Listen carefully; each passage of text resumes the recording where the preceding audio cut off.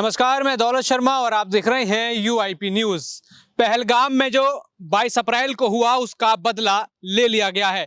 करीब रात 1 से 1:30 बजे के बीच आर्मी का एक बड़ा ऑपरेशन होता है और यहाँ पर पाकिस्तान के अंदर घुसकर कहा जा रहा है कि एयर स्ट्राइक की गई है और कई सारे आतंकी अड्डे उड़ाए गए हैं।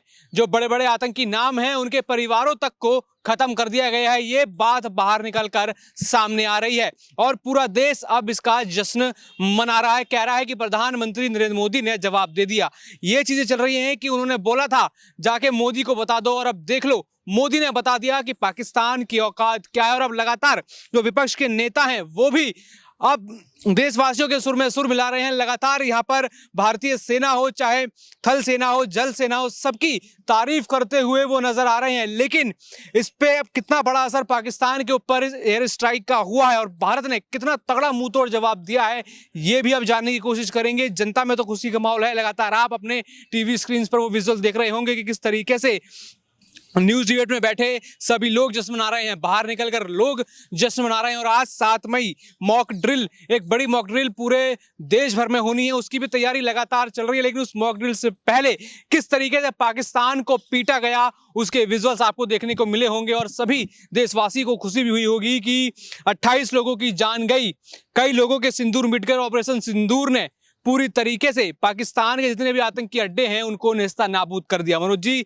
आज हमारे साथ हैं, उनसे जानेंगे कि आखिर अब पाकिस्तान को कितना बड़ा झटका लगा इस कहा जाए जो ये स्ट्राइक हुई है उसके बाद। क्या पाकिस्तान सुधरेगा? क्या जो आतंकी अड्डा है अब आतंकी भेजना बंद करेगा? लेकिन देखिए अभी भी वो लगातार गिदड़ भग्गी दे रहे हैं कि हम इस हमले का एक तगड़ा जवाब देंगे। इसको हमला बताया जा रहा है, इसको कहा जा रहा है इसका जवाब देंगे, भारत को इसका भुगतान करना पड़ेगा।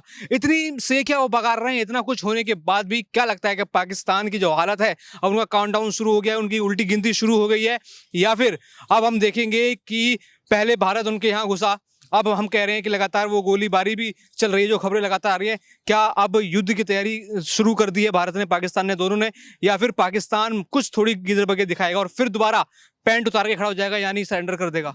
अभी तो ये अंगड़ाई है, आगे बहुत लड़ाई है। इस सेंटेंस से शुरू करूंगा। आप कहते हो युद्ध की तैयारी, युद्ध तो चल ही रहा है, अघोषित युद्ध था पाकिस्तान की तरफ से। लेकिन अब भारत ने भी कहते ना ईंट का जवाब पत्थर से देना सीख लिया है। आप जब धर्म पूछकर मारते हो तो आज हमने भी धर्म बताकर मारा है कि हमारा धर्म क्या है जान लो। हमारा धर्म वो है जो कहता है वसुधैव कुटुंबकम। हमारा धर्म वो है जो कहता है सभी सुखी हों। हमारा धर्म वो है जो कहता है विश्व शांति हो। हमारा धर्म वो है जो बुद्ध कहते हैं। हमारा धर्म वो है जो हम कहते हैं कि सब सर्वे भवन्तु सुखना, सब सर्वे सन्तु निरामः, सर्वे भद्राणि पश्यन्तु। इस तरह की हमारी भाषा होती है। हमने यही कहा, दुनिया को सिखाया। लेकिन हमने ये भी सिखाया कि ईंट का जवाब पत्थर से देंगे। जब गीता में कृष्ण अर्जुन को समझाते हैं कि ये युद्ध कर, जब युद्ध का समय तो युद्ध कर। जब इनका धर्म, इनका मजहब इनको लगातार ये करने के लिए कहता है कि भाई लोगों के गले काटो, काफिरों को मार दो, उनको कर दो, और उसको उस धर्म के नाम पर लड़ाई करने आए हैं, तो फिर आपको बताना पड़ेगा कि ऐसे नहीं करना चाहिए। ये जो तुम्हारी धार्मिक शिक्षाएं हैं इसका जवाब तो देना पड़ेगा। हमारी धार्मिक शिक्षाएं शांति की हैं, तुम्हारी धार्मिक शिक्षाएं गला काटने की हैं, तो उसका तो जवाब देना पड़ेगा। और जवाब दिया आज ऑपरेशन सिंदूर के जरिए जवाब दिया। जो आतंकियों के कैंप थे, जो आतंकियों के हेडक्वार्टर थे, उनको मटिया मैट कर दिया गया। बड़ा संतुलित था। और सबसे बड़ी बात, 2 महिला कमांडर, या कहते हैं एक कर्नल थी और एक एयरफोर्स की थी। एक हिंदू थी, एक मुस्लिम थी। जो पाकिस्तान के आसिम मुनीर कह रहे थे कि 2 नेशन थ्योरी, हिंदू और मुसलमान एक नहीं है, हिंदू मुसलमान अलग अलग हैं। आज भारतीय सेना ने एक तरफ मुस्लिम खड़ा करा और एक तरफ हिंदू खड़ा करा। मैं अगर जहाँ तक मेरा अंदाजा गलत नहीं तो सोफिया थी, वो कर्नल सोफिया थी, और शायद मुस्लिम सब कुरैशी, सोफिया कुरैशी शायद नाम था, जो मुस्लिम समाज से थी और एक तरफ हिंदू समाज से थी। तो दोनों 2 महिलाएं, इनको तो महिलाओं ने जवाब दिया है, पाकिस्तान को महिलाओं ने जवाब दिया, भारत की महिलाओं ने दिया पाकिस्तान को जवाब। और हमारी सेना में महिलाएं कितना आगे बढ़ रही हैं, एयरफोर्स में भी हैं, कर्नल भी हैं, इतनी आज उन्होंने दिखाया और बड़ा संतुलित जवाब दिया है। कह रहा हमारी जनता से लड़ाई नहीं है, पाकिस्तानी जनता अगर ये वीडियो देख रही है तो हमारी आपसे लड़ाई नहीं है। आप तो खुद ही पाकिस्तानी सेना के जुल्मों से परेशान हो। अगर आप इसको वहाँ से देख रहे हैं, बलूचिस्तान से देख रहे हैं, तो आपको पता है कि किस तरीके से पाकिस्तानी सेना जुल्म करती है। अगर आप इसको खैबर पख्तूनवा से देख रहे हैं तो आपको पता है किस तरीके से सेना जुल्म करती है। ये किसी के नहीं है, ये धर्म का नाम लेते हैं और धर्म के नाम पर अपनी मनमानी करते हैं। कुछ पंजाबी, पाकिस्तानी पंजाबी कुछ इन्होंने पूरे पाकिस्तान को गुलाम बना रखा है और हिंदुस्तान को भी आंखें दिखा रहे हैं। इनको आंखें नहीं, इनका कलेजा, इनको क्या बोलते हैं, कोई एक है, कोई यहाँ इंडियन सोल्जर है, वो बोलते हैं कि इनको सूअर की खाल पहनानी चाहिए, इनको सूअर की खाल पहनानी चाहिए, इनके वो कर्म हैं।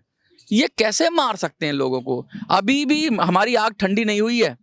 अभी हमें क्या लगता है, आपको क्या लगता है कि ये 9 कैंपों पर, 9 टोटल कैंप हैं, 5 पीओके में हैं और 4 कैंप या इनके अड्डे, कुछ लोग कहते हैं शिविर हैं। शिविर वो होते हैं यहाँ ट्रेनिंग व्रेनिंग होती है, और अड्डे वहाँ होते हैं जैसे जहाँ पर पूरा इनका इंफ्रास्ट्रक्चर होता है। भारत सरकार ने, भारतीय सेना ने पूरा फोटो दिखाया है कि भैया देखो पहले ऐसे थे। जो हरामखोर कहूँगा, जो हरामखोर सबूत मांग रहे थे, वो हरामखोर अब सबूत मांग लें। जो अक्सर कहते हैं भारत ने कुछ नहीं कहा था। कुछ नेता, एक पंजाब का पूर्व मुख्यमंत्री था, वो कह रहा क्या हुआ, कहाँ हुआ, उसके मुंह में थूतनी में घूस दो, ये उसकी थूतनी में ये निकाल के घूस दो, ये ले फुटेज देख, तू देख, तेरे चाहने वाले देखें, सब देखें कि भारतीय सेना कैसे जवाब देती है। आज ये उनको जवाब नहीं था, उन यूट्यूबरों को जवाब था, उन भारतीय नेताओं का जवाब था जो खड़े हो जाते कहते कुछ नहीं हुआ, पुलवामा बालाकोट में कुछ नहीं हुआ था, सर्जिकल स्ट्राइक कुछ नहीं हुई थी। अरे अब देख लो, कुछ नहीं हुआ, ये तो हुआ है कि ये भी नहीं हुआ। जो सोने का नाटक कर रहा है उसे कोई नहीं जगा सकता। ये रिटेलिएट करते हैं, ये भारत सरकार अब रिटेलिएट करती है, उत्तर देती है, और इनको समझ में आने चाहिए। बहुत सारे यूट्यूबर है ना, वो अभी आ जाएंगे, खड़े हो जाएंगे। यूट्यूबर मैं इसलिए कह रहा हूँ, हम भी यूट्यूब पर करते हैं, लेकिन कुछ खास किस्म के हैं जिनके दिमाग में खास किस्म का कीड़ा है। खास किस्म का कीड़ा समझते हैं ना, जिनके चैनल पाकिस्तान बांग्लादेश में देखे जाते हैं, तो उनको उन्हीं का तरह कंटेंट बनाना है। वो कल को कहें अरे 9 जगह मार दिए, बिल्डिंगें तो खाली थी, लोग तो चले गए, लोग तो थे ही नहीं, अब कोई नहीं मरा, ये भी बोल सकते हैं। जो मर गया उनका सालों का पाकिस्तानियों का, वो तो गिन के बता रहे हैं 26। अभी पाकिस्तानी सेना खुद कह रही है 26। अब जब तक हम वीडियो बना रहे हैं 26 वो कह रही है, लेकिन ये उठ के शाम को आएंगे, ये खबीस के बच्चे आएंगे और ये कहने लगेंगे अरे कुछ नहीं मरा, कुछ नहीं किया भारतीय सेना ने, खामखा युद्ध में झोंक रही है, युद्ध उन्मादी हो गई है, ये तो शांति का देश है, आप युद्ध क्यों कर रहे हो, लोगों को मरवा दोगे। अरे भाई लड़ना पड़ेगा। कहते हैं जब घास उग जाती है तो उसे काटना पड़ता है, साफ सफाई करनी पड़ती है, वरना आपको फसल नहीं होने देंगे। ये जो पाकिस्तानी है, ऐसी खरपतवार हैं, ऐसी घास है कि इसकी कटाई छटाई करना जरूरी है। और देश के अंदर कुछ यूट्यूबर्स को उनकी पर्सनल खुंदक भी है। मैं ये कहता हूँ उनके साथ सरकार ने कुछ गलत किया हो, मैं ये मानता हूँ, उनकी पर्सनल खुंदक है, बीजेपी से पर्सनल खुंदक है, या सरकार से पर्सनल खुंदक है, या मोदी से पर्सनल खुंदक है।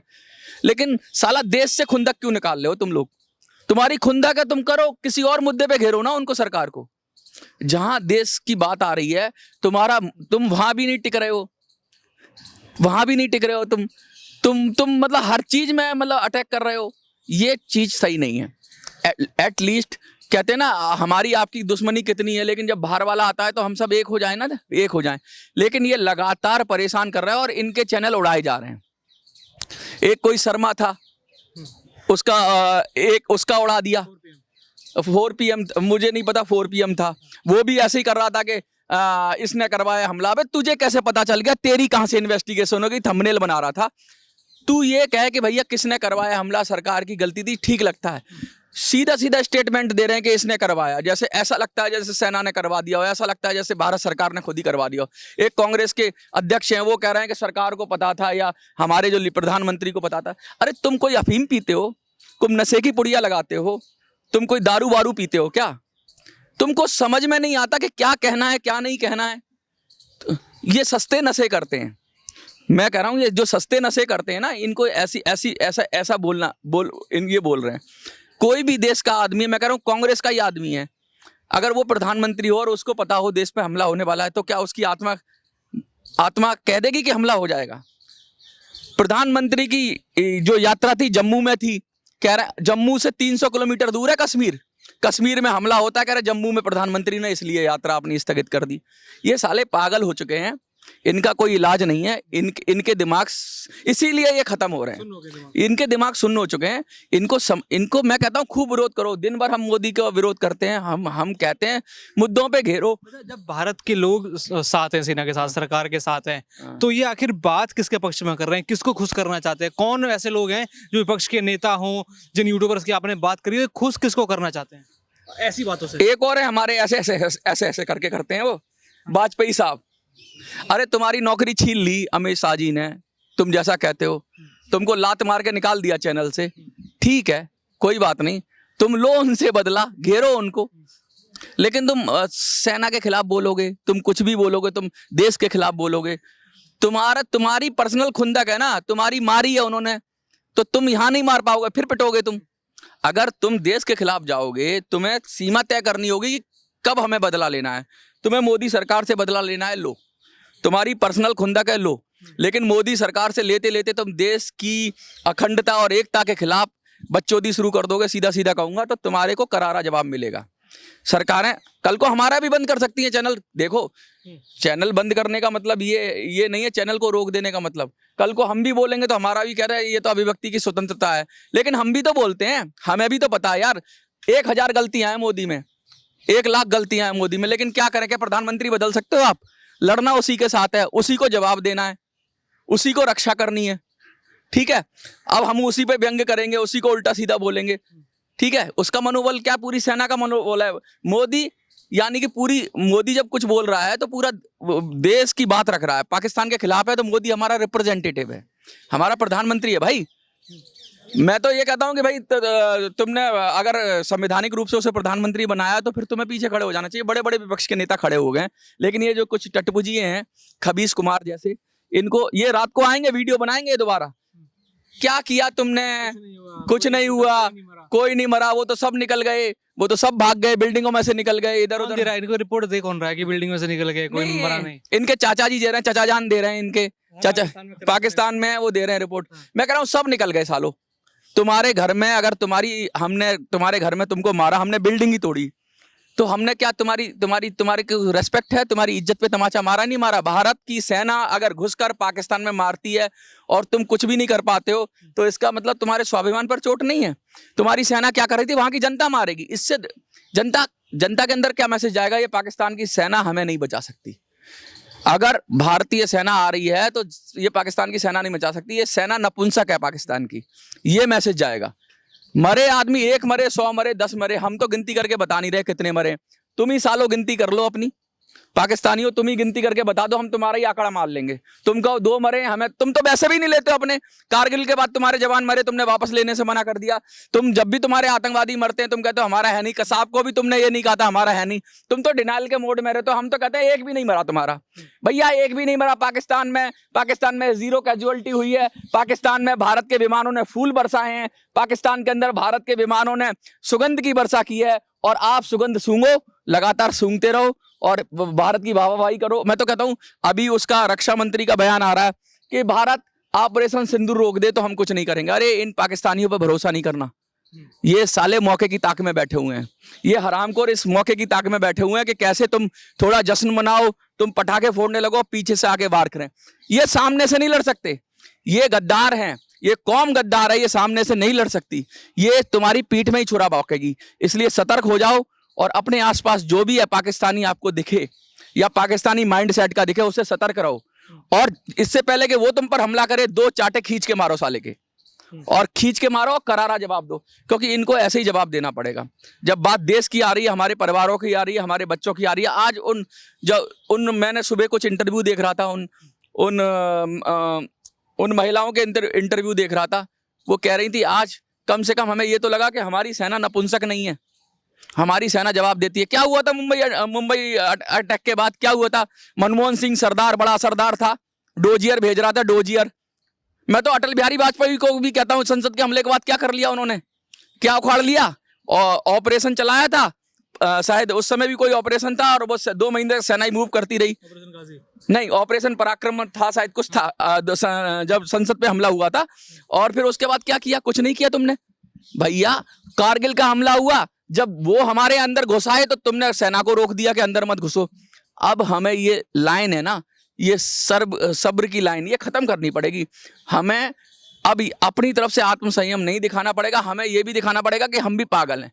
अगर सामने वाला बार बार पागलपंती की हरकत कर रहा है तो हमें ये दिखाना पड़ेगा कि हम साले तुझसे बड़े पागल हैं।